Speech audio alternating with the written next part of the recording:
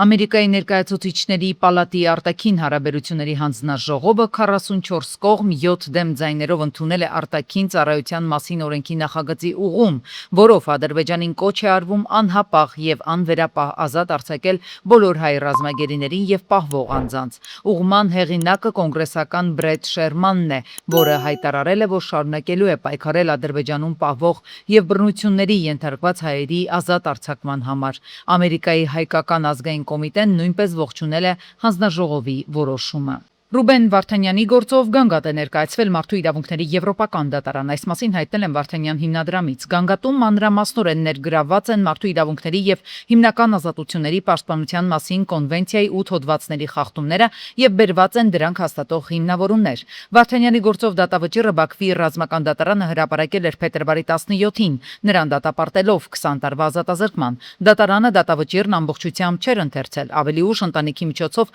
հասանելի դարձած դատավճիռից պարզ է դարձել, որ Վարդանյանը մեղավոր է ճանաչվել 41 դրվագով Ադրբեջանի քրեական օրենսգրքի 21 հոդվածների հիման վրա։ Դատավճիռում Վարդանյանի անհատական մեղքը չի հիմնավորվել փաստերով կամ ապացույցներով։ Վարդանյանը չի բողոքարկել դատավճիռը, քանի որ համարել է, որ դատավարությունը եղել է բեմադրված եւ կանխորոշված, իսկ ներպետական բոլոր միջոցները անարդյունավետ։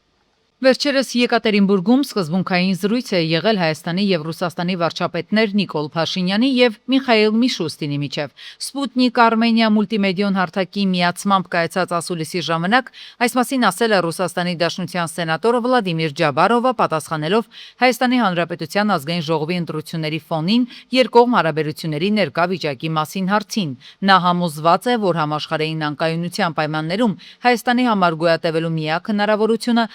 Ռուսաստանի հետ բարեկամությունն է եւ Եվրասիական տնտեսական միության անդամակցությունը։ Ситуация в Армении сложная. Հայաստանում իրավիճակը բարդ է։ Գիտեք, որ վերջերս Եկատերինբուրգում վարչապետների հանդիպում է տեղի ունեցել։ Սկզբունքային խոսակցություն է եղել եւ հստակ ասվել է, որ Հայաստանը պետք է կողմնորոշվի։ Մենք կհետևենք կոնկրետ քայլերի։ Գյուղացիները, որոնք չեն կարողանում իրացնել իրենց արտադրանքը, արդեն դժգոհություններ են արտահայտում։ Մենք մտադիր չենք վրեժ լուծել ժողովրդից, բայց պետք է հասկանալ, որ մենք մեր շահերն ունենք։ Հայաստանը Չանդլերի ինստիտուտի լավ կառավարման ինդեքսում զբաղեցրել է 64-րդ տեղը տարածաշրջանային երկրների շարքում, զիջելով հարևան Վրաստանին եւ նույնիսկ ժողովրդավարությամբ աչքի չընկնող Ադրբեջանին։ Լավ կառավարում ունեցող երկրների ցանկում Վրաստանը զբաղեցրել է 43-րդ հորիզոնականը, Ադրբեջանը 57-րդ տեղը։ Այսինքն միջազգային ինդեքսում մեր երկիրը հարևան Վրաստանից հետ է 21 կետով, իսկ Ադրբեջանին զիջում է 7 հորիզոնականով։ Վարկանիշային աղյուսակում Հայաստանը առաջ է միայն Թուրքիայից եւ հարևան Իրանի Իսլամական Հանրապետությունից։ Ըստ էության պետական կառավարման անարդյունավետության մասին առաջի անգամ չի, որ խոսվում է։ Ըստ էության մենք ունենք կառավարման այնպիսի համակարգ, որ անգամ մեր ոլորտը խիստ բաշխված է եւ առնչություն ենք ունենում, կարելի ասել, եթե ոչ բոլոր, այլ հիմնական գերատեսչությունների հետ։ Հենց հերթասմանան, որ ասում ես մենք ունենք կառավարման այնպիսի համակարգ, որ 7 լաբորատորիայում ստանում ես 8 տարբեր պատասխաններ, օրինակ արյան հետազոտության պայմաններ։ Նոր հասկանում ենք, որ գործում ենք կառավարման հետ։ Այբ որ դու ասում ես, որ կառավարումն են չի, որ դու հիվանդաբուժությամբ զբաղվես, կառավարումն են, որ դու առողջապահությամբ զբաղվես, որ չի հիվանդ ունենա։ Սա հասանելի եւ հասկանալի է դառնում մեր մասնագիտական շրջանակների համար։ Իր նախընտրած քաղաքական ուժի օգտին քվեարկեց քաղաքացին Սահմանադրական դատարանն անփոփոխ թողեց ընտրության արդյունքը։ Որոշումը վերջնական է։ Կենտրոնական ընտրականն իր վերջին կնիքն է խփում։ Հետընտրական վերջակետը դնում փաստաթղթերի տրցակն արխիվ, ազգային ժողովի դահլիճ էլ 105 падգամավոր ուղարկելով։ Այժմ մենք սկսենք վավերացման գործընթացը։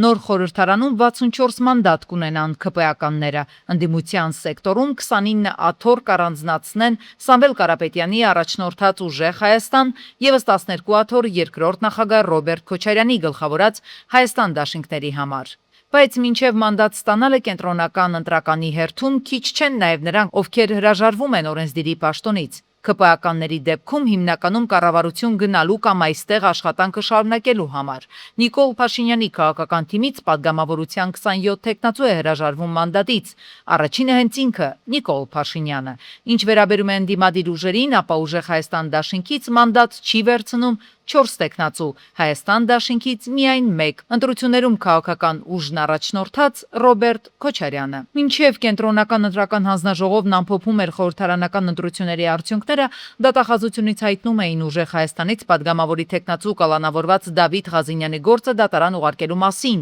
Սա ըստ դաշինքի առաջին եռյակից Արամ Վարդևանյանի պատահականության արդյունք չէ։ Քննչական մարմինը, դատախազությունը քաջատեղյակ լինելով, որ այսօր Դավիթ Ղազինյանը ձեռք է բերելու ազգային ժողովի падգամավորի կարգավիճակը, հասցրել են կայծակնային, ռեկորդային, աննախադեպ արագությամբ գործը ուղարկել դատարան։ Թեպետ ուժեղ Հայաստան դաշինքի ցուցակը գլխավորած Նարեկ Կարապետյանն այսուհետև ունի ազգային ժողովի падգամավորի հետևապես նաև Անձեռն Մխելիության կարգավիճակ, դատախազությունը նրա հետ կապված մեկ այլ միջնորդություն էլ կենտրոնական ընտրական հանձնաժողովի սեղանին է հասցրել։ Կենտրոնական ընտրականում քաղաքական ուժի ներկայացուցիչ Արամ Վարդևանյանի պնդմամբ սա այն նույն փաստաթուղթն է, որը նախընտրական շրջանում դարձյալ դատախազությունից կենտրոնական ընտրական հանձնաժողով էին ուղարկել։ Իսկ այս հանձնաժողովն այն հետ էր վերադարձրել պատճառաբանությամբ, որ Կարապետյանին վերաբերող տվյալ հարցն իրենց տիրույթում չէ։ Հերթական, քաղաքական, հետապնդման, միջամտության, ամեն կերպ, որ Նարեկ Կարապետյանի գործունեությանը միջամտեն, խոչընդոտեն։ Կենտրոնական ընտրականի նախագահը պարզաբանում է մինչև սահմանադրական դատարանի վերջնական վճիռը առաջադրված եւ ոչ մի տեխնացուի նկատմամբ քրեական հետապնդում հարուցելու եւ Անձեռն Մխելիությունից զրկելու հարցը քննարկման առնելու հնարավորություն չունեին։ Հիմա արդեն ունեն այդ իրավասությունը մինչև նոր խորհրդարանի առաջին նիստը։ Մինչև падգամավորի լիազորությունը ստանձնել ընտրված падգամավորի նկատմամբ քրեական հետամտում կարող է հարուցել միայն կենտրոնական ընտրական հանձնաժողովի համաձայնությամբ։ Խորհրդարան անցած մյուս ուժերից ԿՊ-ից ու Հայաստան դաշինքից կենտրոնական ընտրական չէին եկել։ Նրանք բոլորով նույն տեղում կլինեն օգոստոսի 2-ին, ճիշտ ժամը 10-ին, 9-րդ գումարման ազգային ժողովի առաջին նիստին։ Հանցագործությունների կանխարգելումն ու վաղ-փուլում բացահայտումը եղել ու շարունակում է մնալ իրավապահ համակարգի առանցքային խնդիրներից մեկը։ Պաշտոնական վերջին հրապարակումների համաձայն նկատվում է ոչ միայն բացահայտումների, այլև վտանգավոր առարկաների հայտնաբերման աճ։ Բարեկային ծառայության տվյալներով միայն 2026 թվականի առաջին կիսամյակում բացահայտվել է 2288 հանցագործություն։ Ավելացել են թե թմրամիջոցների շրջանառության, թե ապօրինի պահովող զենք զինամթերքի հայտնաբերման դեպքերը։ Թմրամիջոցների հայտնաբերման ցուցանիշը նախորդ տարվա նույն ժամանակահատվածի համեմատ աճել է 80 դեպքով, հասնելով 1300-ի, իսկ զենք զինամթերքի հայտնաբերմանը 35 դեպքով, կազմելով 132 դեպք։ Հետախուզվող անձանց հայտնաբերման ուղղությամբ բարեկային ծառայողների իրականացրած միջոցառումների արդյունքում հայտնաբերվել է 90 հետախուզվող անձ, նախորդ տարվա նույն ժամանակահատվածի 51-ի դիմաց։ Ուշագրավ է մեկ այլ հանգամանք եւս 19.9%-ով աճել է սառը հայտնաբերման դեպքերը։ Փաստաբանների դիտարկմամբ սառը հայտնաբերման աճը պայմանավորված է միաժամանակ երկու գործոնով, թե իրավապահների աշխատանքի արդյունավետության բարձրացմամբ, թե նման առարկաների շրջանառության եւ կրման աճով։ Վստահաբար ավելի մեծ թվադարձել անձանց կողմից սառը կրումը կամ այլ զենքերի գործիքների կրումը, որը եւ կարող են զուտ դիտարկել միայն միջադեպերի թվաքանակը ու հաճախականությունը նայելով։ Դրան զուգահեռ իհարկե պետք է աճեր նաեւ բացահայտման թվերը։ Կատարված փոփոխություններով ներքին գործերի նախարարությունը արդեն իսկ խստացրել է խնդրի օրենսդրական կարգավորումները։ Նոր փոփոխություններով արգելվում է մինչև 18 տարեկան անձանց արտաքին տեսքով կամ կառուցվածքով սառը զենքին նմանվող առարկաների, սարքերի, գործիքների վաճառքը։ Դրանց վաճառքի գործընթացում անչափահասներին ներգրավելը, ինչպես նաև 16-ից 18 տարեկան անձանց կողմից դրանք կրելը։ Մենք չունենք հստակ չափորոշիչներ, մենք չունենք հստակ դաստիարակություն, սահմանափակումը շատ լղոզված է։ Կարծում եմ, որ անգամ ակնհայտ անչափահաս երեխայի երևացող անձին կարողանան վաճառել եւ չեն հարթագրի արդյոք չափահաս է, անչափահաս է։ Փաստաբանների գնահատմամբ կանխարգելիչ ստուգումների ընթացքում սառը զենքի հայտնաբերման դեպքերը շատ քիչ են։ Նրանց խոսքով նման դեպքերում սառը զենքը հիմնականում հայտնաբերվում է այլ իրավախախտման կամ հանցագործության բացահայտման ընթացքում, երբ իրավապահները մեկ այլ հանգամանք են ստուգում, սակայն հայտնաբերում են սառը զենք։ Փաստաբանները նշում են նաև, որ միայն սառը զենք պահելու կասկածով խոզարկություններ կամ զննություններ հազվադեպ են իրականացվում։ Խնդրի լուծման համար միայն վերահսկողական միջոցառումները ըստ փաստաբանների բավարար չեն, ավելի մեծ արդյունք կարող են ապահովել կանխարգելիչ աշխատանքներն ու հասարակության իրավագիտակցության բարձրացումը։ Երևանում ապօրինի զենք եւ զինամթերք պահելու եւ կրելու կասկածանքով ձերբակալվել են 30 եւ 43-ամյա տղամարդիկ։ Ձերբակալման ընթացքում 30-ամյա տղամարդու մոտ նկատվել է ատրճանակին նման ողարար կա, որը նա ավտոմեքենայից դուրս բերվելիս թողել է նստատեղերի միջև գտնվող պահոցին։ Տղամարդիկ տեղափոխվել են քրեական ոստիկանության Երևան քաղաքի վարչություն, իսկ ավտոմեքենան հատուկ պահպանվող տարածք։ Պետական եկամուտների կոմիտեի աշխատակիցները այցելել են վարսավիրական եւ գեղեցկության ծառայությունների մատուցման ոլորտի մոտ 2300 տնտեսվարողի, ներկայացնելով հարկային օրենսդրության հիմնական պահանջները, այդ թվում յուրաքանչյուր ծառայությունից հետո ՀԴՄ կտրոն տրամադրելու, աշխատողներին պատշաճ գրանցելու եւ հարկային հաշվետվությունները սահմանված ժամկետներում ներկայացնելու անհրաժեշտությունը։ Իրազեկման եւ աջակցման ծրագիրը շարունակական է եւ կիրականացվի նաեւ տնտեսության այլ ոլորտներում։ Ծրագրի նպատակն է խթանել կամավոր հարկային կարգապահությունը, նվազեցնել հարկային ռիսկերը եւ ամրապնդել պետություն գործարար գործընկերությունը։ Ինչպես ստանալ Եվրամիություն զուգ արտահանելու թույլտվություն, ինչպես գրանցվել Traces համակարգում եւ ձևակերպել առողջության սերտիֆիկատը։ Էկոնոմիկայի նախարարությունը հանդես է գալիս նոր նախաձեռնությամբ եւ տեղական արտադրողներին հրավիրում հատուկ առցանց իրազեկման հանդիպման, որտեղ կներկայացվեն Եվրամիության շուկա մուտք գործելու բոլոր գործնական քայլերը։ Հրավիրում ենք ձեզ մասնակցելու առցանց իրազեկման միջոցառման նվիրված Հայաստանից Եվրոպական միություն ձկան եւ ձկնամթերքի արտահանման Հայաստանի Հանրապետության կառավարության որոշմամբ սահմանված ընթացակարգերին։ Միջոցառման ընթացքում կներկայացվեն Եվրամիության արտահանման թույլտվություն ստանալու գործընթացը, դիմումների ներկայացման եւ գնահատման կարգը, Traces NT համակարգում օգտահաշիվ բացելու գործընթացը, առողջության սերտիֆիկատի ձևավորման գործընթացը, տնտեսվարողների հիմնական պարտավորությունները եւ գործնական հարցերը։ Իրազեկման այս հանդիպումն առանցքային նշանակություն ունի ոլորտի համար, քանի որ հայկական ձկնաբուծական արտադրանքի համար եվրոպական ուղղությունը վերջապես բացվել է եւ ընթացակարգերը ամբողջությամբ պատրաստ են։ Գլխավոր պահանջը Traces էլեկտրոնային համակարգում գրանցվելն է։ Ըստ սահմանված կարգի դիմումը ստանալուց հետո լիազոր մարմինը ՍԱՏՄ-ն 5 աշխատանքային օրվա ընթացքում ուսումնասիրում է փաստաթղթերն ու տեղում աուդիտ անցկացնում։ Խնդիրների բացակայության դեպքում տվյալները փոխանցվում են համակարգ, որից հետո Եվրոպական կողմը ավտոմատ գեներացնում է ընկերության անժամկետ անհատական մուտքի կոդը։ Միջոցառումը նախատեսված է ձկնաբուծությամբ, ձկան եւ ձկնամթերքի արտադրությամբ եւ վերամշակմամբ զբաղվող տնտեսվարողների, ինչպես նաեւ բիզնեսի աջակցման կառույցների ներկայացուցիչների համար։ Ոլորտի տնտեսվարողների իրազեկումը կկատարվի հուլիսի 24-ին ժամը 10:30-ին առցանց ձևաչափով։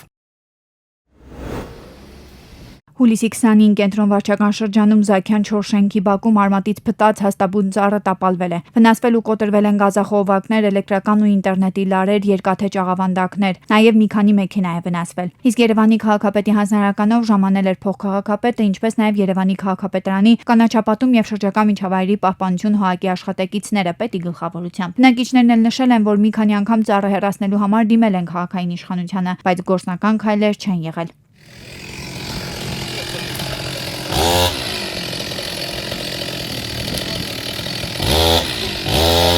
Երջանիկ պատահականություն է, որ այդ պահին այստեղով քաղաքացիներ կամ այլ ավտոմեքենաներ չեն անցել, վնասվել են նաև գազախողովակները, երկաթե ճաղավանդակը, միայն օպերատիվորեն արձագանքել են դեպքին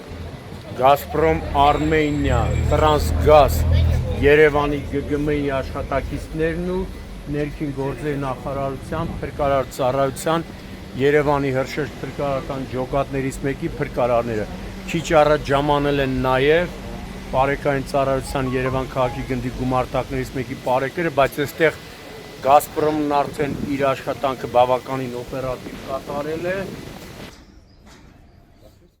Ողջ գիշեր ու նաև առավոտ Գազպրոմ Արմենիա, Տրանսգազ եւ Երևանի ԳԳՄ-ի աշխատակիցները կոտրված ու վնասված գազախողովակներն ու դրանց սյուներն են վերականգնել։ Իսկ կանաչապատում եւ շրջակա միջավայրի ՀԱԿ-ի աշխատակիցները հեռացրել են նաև տապալման եզրին կանգնած ծառերը։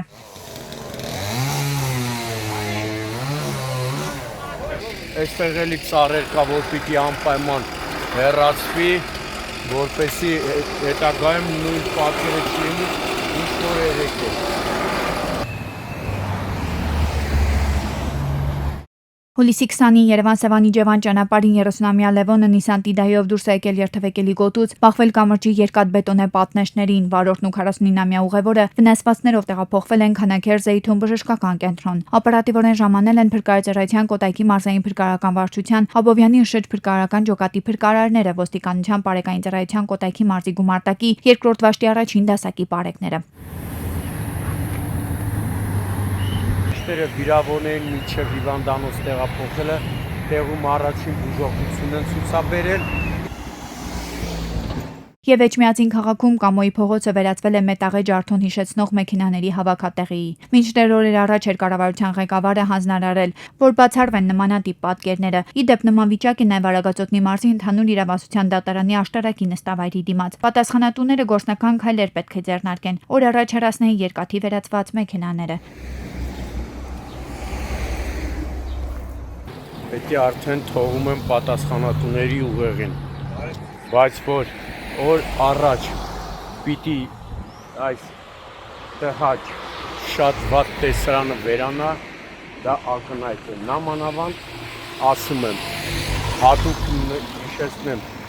Արմավիրի մարզպետին, վաղաշաբաթ խոշոր ասած համայնքի ղեկավարին, որ այդ հանձնարարականը տվել է կառավարության նիստերից մեկի ժամանակ եւ բավականին խիստ վարչապետ Նիկոլ Փաշինյանը, ու հիմա դուք չեք կատարում վարչապետի հանձնարարականը։